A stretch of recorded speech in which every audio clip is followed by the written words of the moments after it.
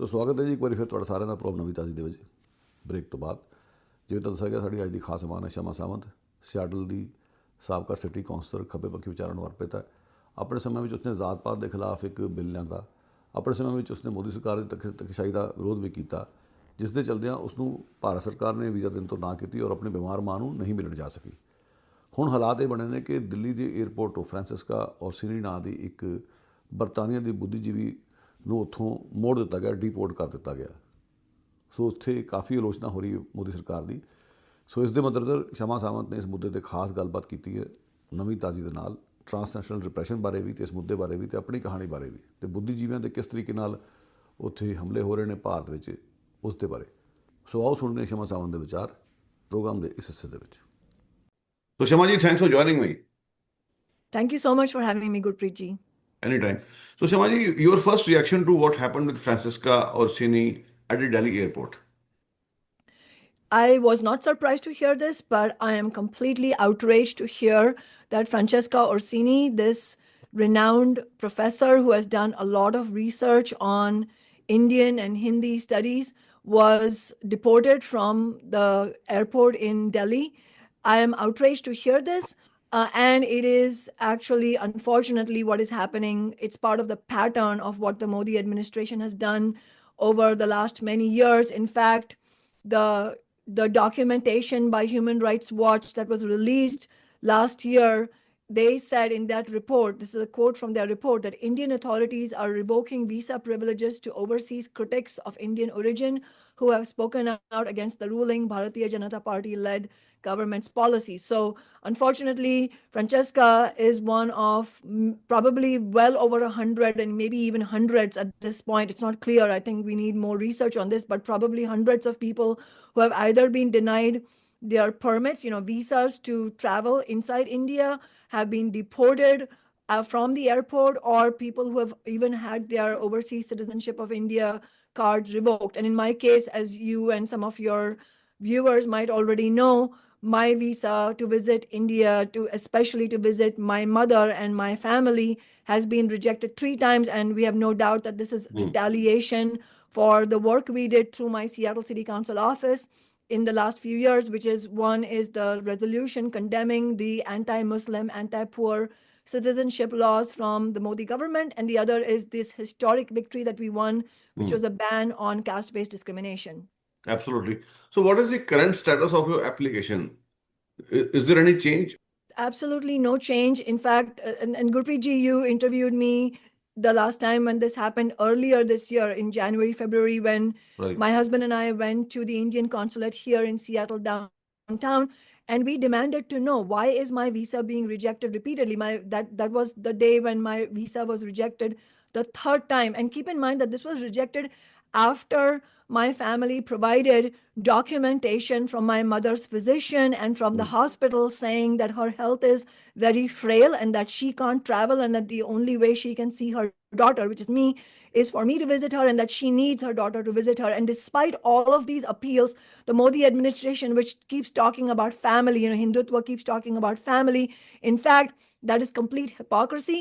This is political retaliation against critics of the Modi regime, critics of Hindutva and Hindu fundamentalism. And so far, there is no change. And in fact, one of the consulate officers there, I think he was not allowed to say this, but he ended up telling me that my name is on a blacklist. So Shamaji, based on your own experience, how you relate your story or the story of Francesca with the stories of people like G.N. Sai Baba or Arantel Tumde, who have been thrown behind bars for questioning the power? So do you see a pattern behind all these incidents or episodes? I think all of these episodes are very much interlinked. They are not isolated episodes. First of all, just to look at the statistical documentation that organizations like Human Rights Watch have already done, which already shows, it's documented that the government has canceled over 100 permits and deported some OCI status holders.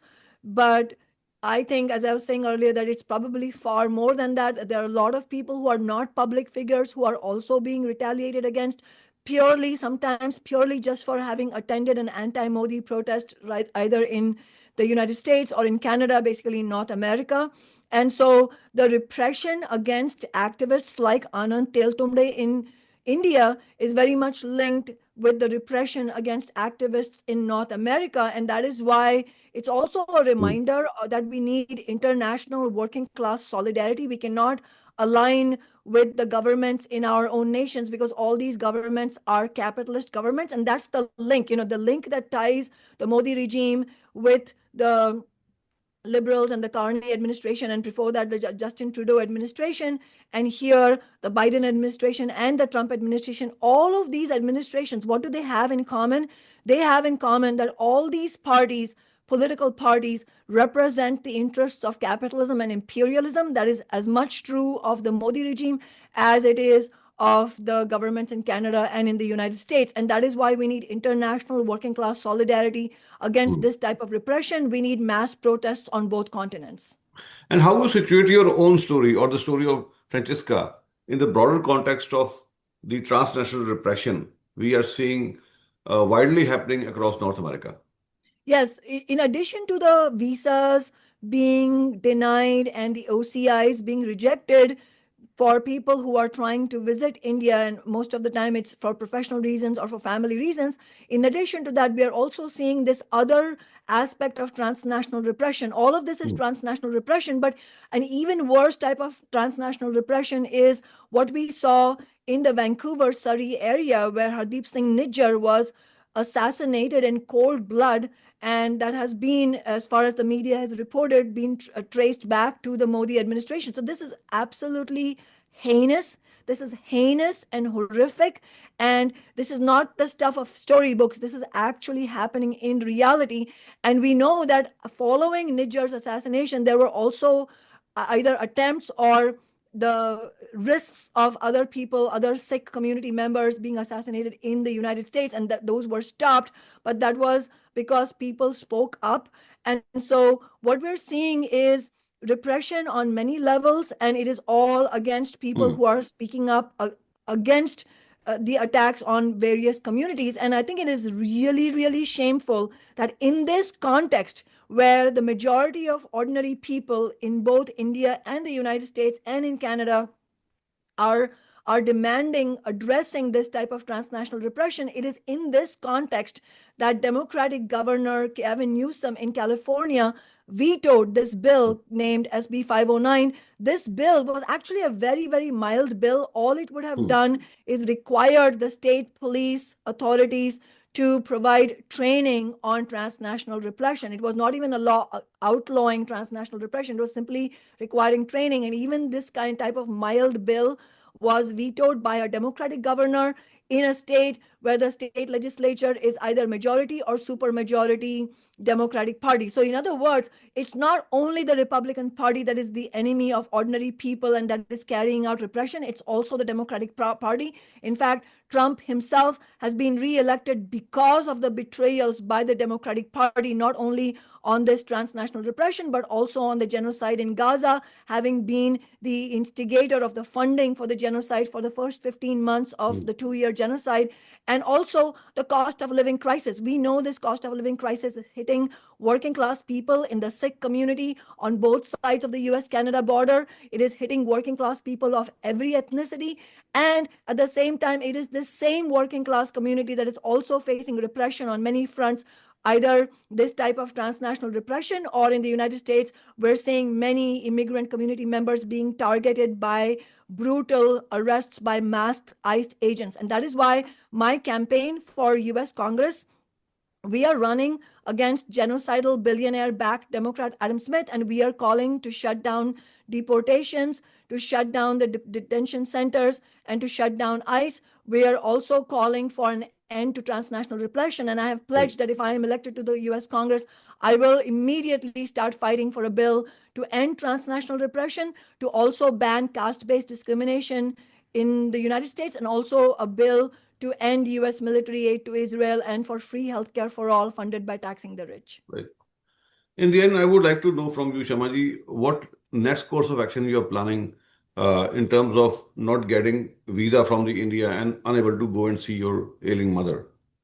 Unfortunately, there is no recourse for me personally or for any other individual personally. Our only recourse, Gurpreet ji, is for ordinary people like ourselves who are watching this, people who are watching this need to get organized. And so if you are watching this and you want to get organized, please contact us at workersstrikeback.org. It is an organization that I founded in the United States, but we are calling for international solidarity, as I said, against repression, against these types of attacks. And so we need to get organized and we need to fight on concrete demands. So a concrete demand is this type of bill to outlaw transnational repression. And what we should be doing both in the Seattle area and in the Vancouver, Surrey area on both sides of the border, I think we should unite our movements to bring forward this type of bill to ban transnational repression. Also, we need a bill in the BC province to ban caste-based discrimination. These are concrete demands around which we can organize.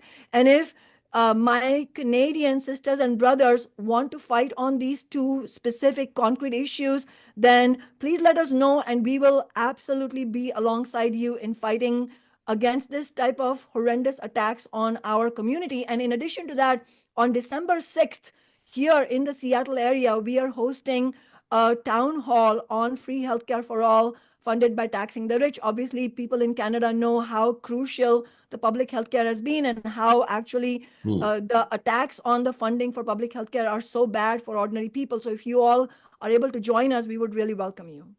Absolutely. Shamaji, it was nice talking to you. Thank you so much for your time. Is there anything I didn't ask you before I let you go? I think it is mainly a question of how do we take the next steps. As you said, what is the recourse? The only recourse is getting organized. And I think one additional thing for our sisters and brothers in Canada is to note that unfortunately, both the Tories and the Liberals, they are both representing the billionaire class. Neither of them is an option. And tragically, in this context, the NDP has also lost its way. It has gone so much in the neoliberal and pro-capitalist direction. It has ended up giving cover to the Justin Trudeau regime. And that is why we need an alternative to all of this. And I would really urge people who are watching this, working people who are watching this, to look at Yves Engler's campaign for NDP leadership, because that is a socialist leadership. That's the kind of leadership we need. They are calling for living wages and for an end to U.S.-Israel military ties. All of these are important demands that Yves Engler is fighting around, and I really urge people to join his campaign for NDP leadership. Absolutely. Take care, Shamaji. Talk to you again. Bye for now. Take care. Thank you so much. ਸੋ ਦੋਸਤੋ, ਅਸੀਂ ਸ਼ਮਾ ਸਾਵੰਤ ਸਾਡੇ programme ਦੀ ਖਾਸ ਮਹਿਮਾਨ। ਇਸ ਦੇ ਨਾਲ ਹੀ programme ਦੀ ਸਮਾਪਤੀ ਹੈ। ਉਮੀਦ ਕਰਦਾ ਤੁਹਾਨੂੰ ਅੱਜ ਦਾ ਪ੍ਰੋਗਰਾਮ ਪਸੰਦ ਆਇਆ ਹੋਵੇਗਾ। ਮੇਰੀ ਤੁਹਾਡੀ ਮੁਲਾਕਾਤ ਹੁਣ ਕੱਲ੍ਹ ਸ਼ਾਮ ਨੂੰ ਦੁਬਾਰਾ ਹੋਵੇਗੀ। ਆਗਿਆ ਦਾ ਧੰਨਵਾਦ। Have a good night. ਜਾਣ ਤੋਂ ਪਹਿਲਾਂ ਇੱਕ ਵਾਰੀ ਫਿਰ ਤੁਹਾਨੂੰ ਬੇਨਤੀ ਹੈ, ਜੇਕਰ ਸਾਡਾ ਚੈਨਲ ਸਬਸਕ੍ਰਾਈਬ ਨਹੀਂ ਕੀਤਾ ਤਾਂ ਸਬਸਕ੍ਰਾਈਬ ਕਰਨ ਦੀ ਕਿਰਪਾਲਤਾ ਕਰਿਓ। ਅਸੀਂ ਤੁਹਾਡੇ ਧੰਨਵਾਦੀ ਹੋਵਾਂਗੇ।